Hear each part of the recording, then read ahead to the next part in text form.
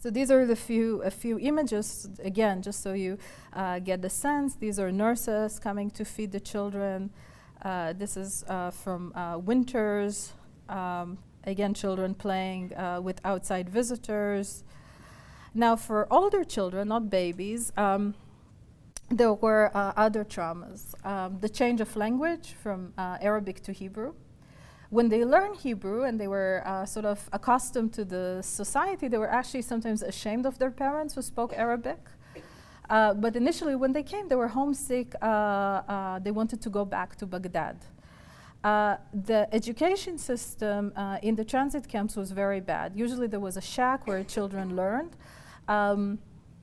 And there are cases, I'll get to Victor Muallim in a minute, but I follow a case in the book where there's a teacher called Naji who at one point decides to write a letter of protest to the Israeli government for not defending Ethel and Julius Rosenberg before they're executed. And then the state gets really scared that this teacher is a communist, and you can see from the files in the archives how they round up all the teachers and they make them sign letters that they denounce this teacher. So if you were too much to the left, or if you were too much to the right, it was a problem.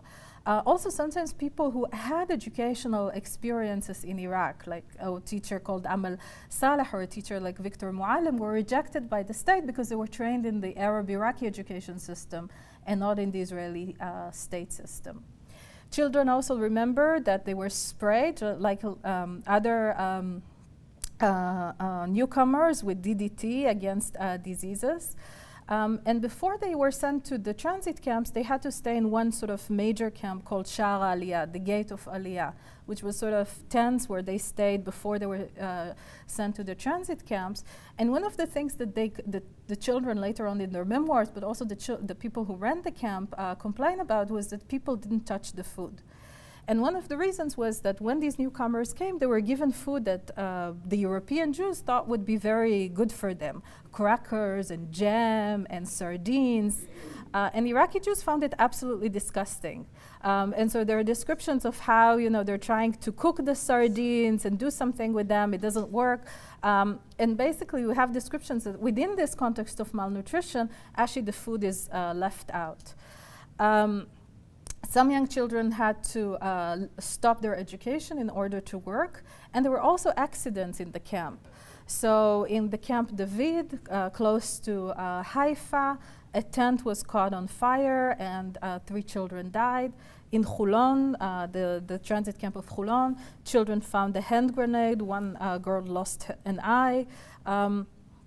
And mothers and parents responded to that. As I said, they collected boxes. There are even descriptions of mothers who helped other mothers who didn't have milk breastfeeding their children. But this is, sort of an important sort of mutual aid community. So just to give you an example, this is a report from Makor Haim, which is close to Jerusalem in 1951, that talks about the fact that children had nothing to wear, no shoes in particular, that 300 families had no provider, and that the winter is coming, there are no boots, there are no raincoats, mud, the kitchens are far away, and again, problems of malnutrition. Teenagers faced other problems. They were forced to leave schools, again, because of difficult economic reasons, harsh economic conditions, especially women.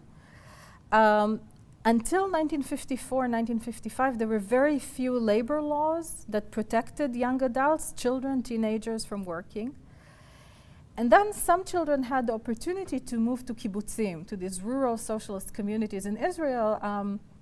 And the parents knew that these communities would give them tools for social mobilities, but that also meant that kids separated from their parents. So just to give you an example, this is a report from Victor Muallim. He was a teacher in Iraq. He was a socialist. He ran sort of an institution of night schools in Iraq. He was a very prominent educator. He comes to Israel, finds himself in a transit camp called Khairiyah, which hosted many Iraqi Jews. Now it's a dumpster. It was a dumpster at the time as well, and the smells were very bad. There are descriptions on how he begged the authorities to let him, who had education, teach the children. He's being told that his training is not good enough. And there are descriptions on how they find like boxes where people used to put oranges. They would turn them upside down and have like a school under the trees. Later on, he becomes he works in a school. This is from the late 1950s. He talks about the case of Jacob, hungry, has to battle to have, has no food for breakfast, so Victor has to battle to have breakfast in his own school. Jacob, I won't get into all the details, but he steals pens, he steals sandwiches, he's arrested by the police. And finally, he leaves schools to work in construction. Victor fights for him and he goes back. The quote at the bottom here is interesting. A new child was born in Israel, another citizen came to the country. So some of those teachers eventually internalized the narrative of the state. And what they saw is their mission as loyal new citizens in the state to rescue these children. The approach of the state was quite different. This is a quote from a man who was extremely influential at the time. His name was Giora Yoseftal. He was the head of the Jewish agency at the time that played a major role in what was called absorption of the refugees. Now, I should say here in brackets that these Jews who came from Arab countries were never called refugees. Not the Egyptians, not the Iraqis, not the Yemenites. In theory, they could be called that. But if the state called them refugees, it kind of denied the fact that they're citizens returning to their homeland, Israel. So they were never called refugees in sort of international or even local discourse. And the state was very suspicious towards them. Now, when they come to the state, it's a state that is very interventionist, but at the same time, this is a state that is just established in 1948. So when they come, there is a bureaucratic maze that is absolutely unfathomable to the migrants and sometimes to the state officials as well. The Jewish agency takes care of them. The Minister of Interior Affairs takes care of them. Health, education, but sometimes bureaucrats fought who is entitled to get services to these newcomers. But with respect to children, this is again the head of the Jewish agency. In many accounts, you find this idea that the aim is to change the lifestyle of backward countries. And in order to do that, you have to focus on the weak groups in the patriarchal Oriental family, the child and the woman. And oftentimes, parents were blamed for not taking care of their children. So he writes in his diary in 1951, there is nothing in common between parents who give everything to their children, education, health, and so forth, and those parents who rob the food portion to their children and the blankets designed for their children. Those who send their children at an early age to work, those who do not understand the duty of education, those who do not know what a doctor or medicine are. So again, there's very little sympathy here to the pains, to what parents had to do. How can they take care of their children's education with no money, with no funding? Now, the state did do some things for these newcomers. They sent guides, social workers, the women's union were very much involved. Volunteers came from all over the country, and it was also very important for children to celebrate the national holidays. So Tu B'Shvat, which was the trees holiday, Yom Ha'atzmaut, Independence Day. So people saw representatives of the state, but for them it wasn't enough. Children speak in particular about the guides, those who taught them Hebrew. These were youth guides that sort of stayed with them after hours and explained to them about the state. Let's see if I can get this, yeah. Now, for children, one of the most important problems, as for grown-ups, were the winters of 49, 50, 50, 51.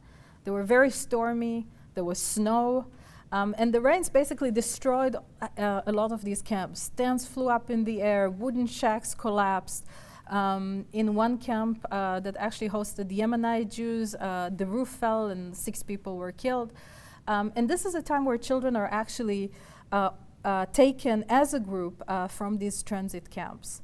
So 49-50, the IDF, the Israeli Defense Forces, actually intervene with soldiers, with students, with volunteers, with women's organization. Children are sent to kibbutzim, to other rural communities. But at times you see, even in these cases where local families refuse to host these children, local meaning families who are established. Sometimes they say, well, we're afraid that these kids had polio. There's a case in Ra'anana, which is now a small city northeast of Tel Aviv, where there's a family who send a child and then they contact the authorities and say, can we get another child, maybe a blonde child, somebody who looks better. The government takes buses to bring children. The army is involved. There's a system of who can stay at home, who can stay in institutions like public cinema halls and things like that that absorb these kids. Some kids stayed. Babies stayed with their parents. 1/3 of their children stayed at state institutions at nighttime. Some were returned to their houses. But again, you see sort of the community kind of pulling up and you know, trying to save these kids, but at the same time, you also have refusal. Religious kibbutzim were afraid that if they take young children, they would lose their own diapers. Some assumed that Iraqi kids needed less. So there was a letter that said that Iraqi kids go naked in the summer. His mother has for him at most 2 diapers, and more, you know, middle-class Israelis are used to more diapers. Children were hosted in public institutions during these reigns. So as I said, cinema hall, municipalities. Sometimes city halls were not, municipalities refused. There are complaints about the mayor of a city called Ramat Gan. Tel Aviv didn't allow its synagogues to be used as shelter for these children. 50-51 was a little bit more organized. Again, I won't get into all the details, but we're talking about, again, 10,000 people that the state felt that needed protection. And there were posters and notices in the newspapers and editorials and radio announcements, take children. And this is one of the posters. For years we have fought to open the gates of the land to newcomers. Now at time of need, let us open the doors to their children. Open the gates of your houses to the newcomer child who shivers from the cold in the tent. Don't leave him to the graces of the mighty rains. So again, this is 50-51. Not all parents were extremely pleased by this. So this is from the memoirs of Esperance Cohen. She talks about a social worker that says to her, I want to take your children. And she tells, and this is how she responds. She tells the social worker, the children would die of hunger, but I will not give them to any other human being. I am their mother, and no one would take better care of them than me. And then she describes the social worker. After the polite woman, it should be with an A, left, disappointed from the primitive Iraqi woman who is willing to die with her children of hunger and not give them to the hands of the civilized woman who came to rescue them from the darkness of the Middle Ages, I didn't even have a glass to ask milk for them. I was not ashamed to look in the garbage and was happy to find an empty sardine box. And later on, she describes how she takes this sardine box and she manages to get sort of hot chocolate for her children. And it's very interesting to read this woman's memoirs because she talks about the fact that when they grow up, like she's being told, you know, they should be sent to vocational schools, they should have a profession, and she's like, no, they will go to a regular high school. Today, one of these children is actually an engineer for NASA.